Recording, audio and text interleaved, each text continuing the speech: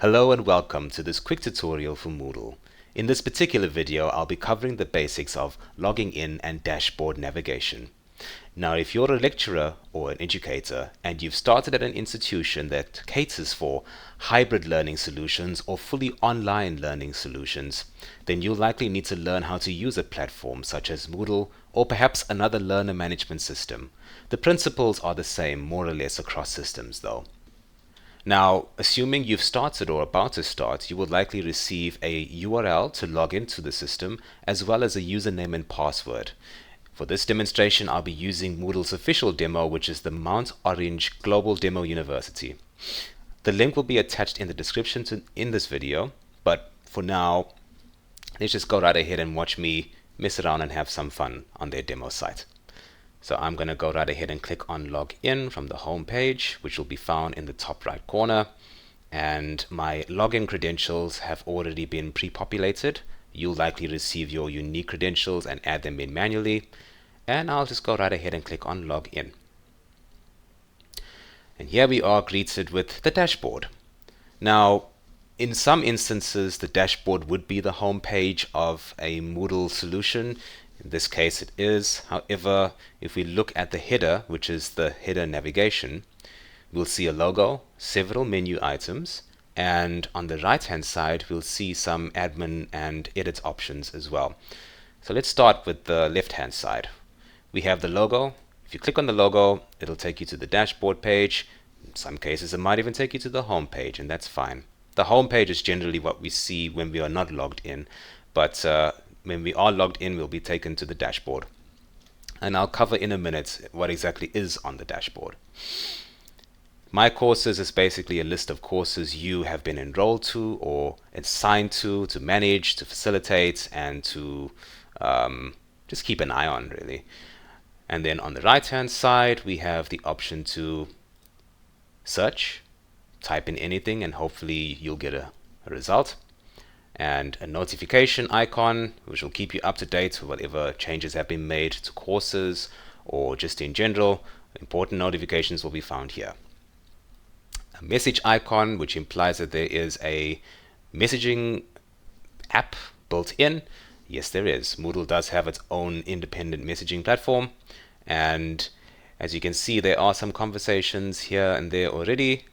And you also have access to various groups should you be added to them, as well as some private conversations that you can have. The first one was for starred conversations, just for quick reference. If you click on contacts, you'll be able to see who you are currently connected with, as well as requests from fellow colleagues. So, moving on, I see an icon with a profile picture. If I click on that, that'll give me specific options for updating my profile, as well as a few quick links for various parts of Moodle, such as accessing your students' grades, a calendar with important events that are upcoming and are currently on display, again your messages that you can access, and a private file storage, which I recommend you store only temporary files, perhaps files needed for some course updates, but never sensitive or critical information or documents. Some various reports for a variety of things in the system, your own personal preferences should you wish to make any changes, or if you are perhaps happy with the default setup, by all means, language settings, and the option to log out.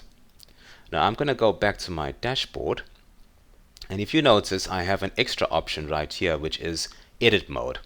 Now, on some pages you'll have access to this, on others you will not. It really does boil down to what permissions you have for your account in order to make said changes. And with that being said, if you notice here, we have a little drawer icon which toggles the block drawer. In other words, it opens and closes it. This particular instance has the following options available. The option to switch your role. You are currently logged in, well, I'm currently logged in as a teacher. I have the option to switch between a student, a manager, or a parent/mentor. Not all Moodle schools or Moodle systems will have this set up. The option can also be found in your profile, where you have the menu item to switch to a different profile or different role. But for this particular setup, it's conveniently placed in your block drawer. You also have accessible here latest announcements. So essentially, if another colleague or perhaps the dean of the school has added an important announcement, you can find them right here. Again, as mentioned previously, a private file storage. Again, I must reiterate, do not store anything sensitive in there or critical. It must be temporary files. I will leave that to your discretion. Latest badges. I don't necessarily want to go too deep into what Moodle has to offer, but since we're already here, I'll just cover this very briefly. Latest badges are for the sake of motivating your students when they complete or reach a certain milestone in a course, such as completing a unit or getting a fairly decent score for a quiz or an exercise. It helps with gamifying the learning process, so gamification basically. Upcoming events, same story as before. Anything important you need to know about will be found here. In this case, there are no upcoming events, so there is a link to go to your calendar and have a look further into the future to see if there's anything you should be aware of, or any events you should be aware of. Recently accessed items, self-explanatory. Anything you touched, be it a database or a course or an assignment, you'll be able to find them here, and you have the option to show more of the recent items you've accessed. And we'll just go right ahead and close the block drawer and have a look at the dashboard. Now, as you can see, we have various sections. Officially, the name for them is blocks. So these are various blocks on the dashboard. We have by the looks of it, a text block, and we have a course overview block with various courses you've been enrolled to. In this demo site, we have a variety available to us to mess around with and have some fun with, so that's great. And we have a timeline which shows upcoming assignments or a certain time frame to complete a certain unit in Moodle. There are time frames you can add to certain courses in which, upon enrollment in the course, a student has a limited amount of time to actually complete it. So that's also customizable and an option, and the timeline helps the students keep track of how much time they may have left to complete a course or for their assignments upon starting them. Now, if I toggle the edit mode in the top right corner of the header navigation, we will see additional options available to us to customize the dashboard as well as the block drawer. By default, it is disabled in order to ensure that you don't necessarily make a mistake by deleting or updating something that you shouldn't. You toggle it when you're ready to make some changes or to update anything in your course per se. So with that being said, you now also have the option to delete. Well, this is not necessarily a text block, it is a role switcher. So you now have the option to delete or to hide or configure it based on your preferences. But I like to look at adding a block. So let's go ahead and click this button. And these are the various blocks available to you should you wish to customize your dashboard. Since it is your profile, you likely want to set it up in a way that helps you be more efficient and helps you get into your flow and rhythm a lot easier on this platform. So with that being said, and again, this is unique to this particular demo. Based on where you're working and what system has been set up, you'll likely see different options. That's fine. They are more or less the same. But for this particular example, I'm going to go through the ones available to me. There's a good chance you'll see them on the system you're about to start using. So with that being said, the calendar, self-explanatory, we've covered it before already. Just a list of upcoming events and the option to look ahead to see if there's anything more on the way. Comments, these are basically comments made by either lecturers or teachers or students themselves, just so that you can keep track of feedback and answer any questions a student may have. A global search block enables you to search throughout the system. Latest badges, we've covered this already. It helps with the gamification of learning. They act as motivators or achievements for your students once they reach a milestone or they get a certain score for an exercise or a quiz. Learning plans, this is unique to your campus or institution that you have started or about to start at. It is entirely dependent on whether or not the dean or the administrator of Moodle has chosen to set these up. If they have, you'll be able to access them here. If not, you will not see this option, or the option will be available, but there will be nothing inside the block to display.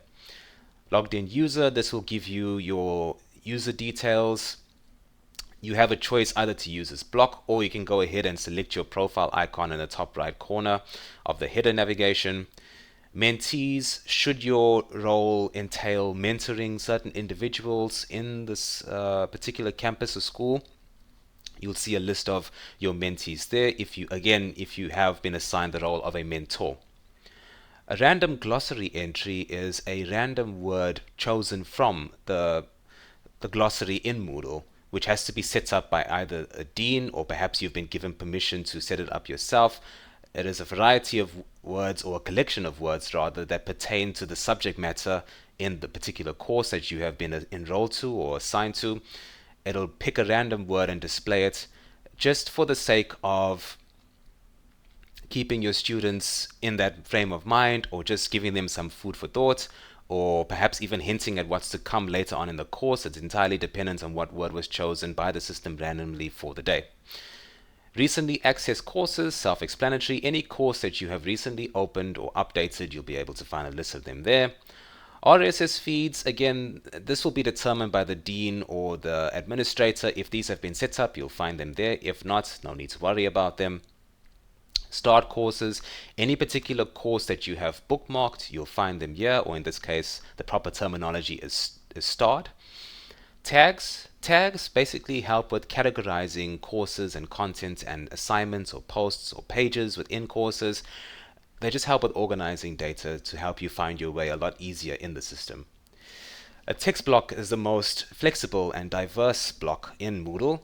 It supports images, video embeds, and even HTML code, simply used for important updates or important information for your students or your dean. Well, for your students or for the lecturers by the dean, or perhaps you'd like to share an update to your students personally, you can go right ahead and add a text block to your dashboard. And that concludes the dashboard and logging in process. Now, I want to reassure you that if you are not necessarily technically inclined or tech savvy, this can feel a little overwhelming, but take it from me personally, this is not a difficult system to navigate, and it is perfectly natural for you to feel perhaps a little overwhelmed or in over your head.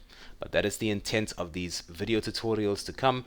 They are designed to help you ease into it. And with that being said, I personally feel the best way to learn is to make mistakes in a safe environment. Obviously, you can't be deleting and updating random courses on an official system, but again, the link to this demo school will be in the video description. You can go right ahead and log in yourself and make mistakes, explore, delete something by accident or configure something incorrectly. But my emphasis is on you taking note of what you did wrong as well as what you did right, and going forward with that understanding and with that knowledge. Before you know it, you won't even need a demo system. You can go right ahead and just be fluent on the official system you're using at your school or institution. And with that being said, that concludes this tutorial. Take care.